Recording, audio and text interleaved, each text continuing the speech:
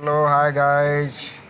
Welcome back to my blog channel Sudama Kumar Sharma and all of you. Thank you so much. Hi everyone.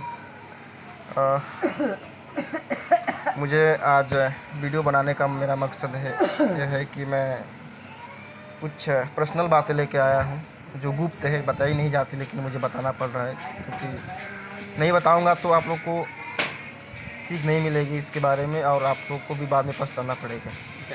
तो मुझे बताना ही पड़ेगा क्योंकि बताना ही मेरा फ़र्ज़ है, मैं ऐसा समझता हूँ। और देखिए क्या है बात। आज से मैं 5 साल पहले से मेरी चॉइस रही है मसालेदार चीज़ खाने का, और मैं बहुत चाव से खाता भी था, दबा दबा के खाता था।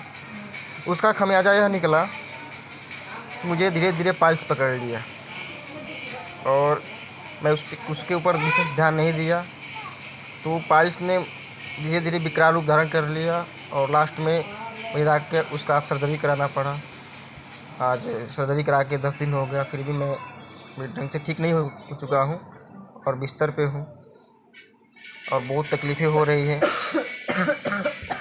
एनर्जी के लिए सेव फल फूल खा रहा हूँ और अभी मतलब 100% सही होने में कुछ टाइम लगेगा। तो मैं आप लोग को यही सलाह देता हूँ भाई साहब, आप लोग ये जो समोसा वगैरह है ना, पिज़्ज़ा बर्गर, ये सब आप लोग खाते हो, ये सब स्वादिष्ट भोजन है, पौष्टिक नहीं है। आप लोग ये सब छोड़ो और पौष्टिक भोजन खाया करो। सेव संतरा अनार, जो आपके घर में दाल दलहन चावल है, जो पौष्टिक भोजन है वो सब खाया करो और ये सब भोजन का त्याग करो जो स्वादिष्ट है, जो आपके शरीर के लिए हानिकारक है।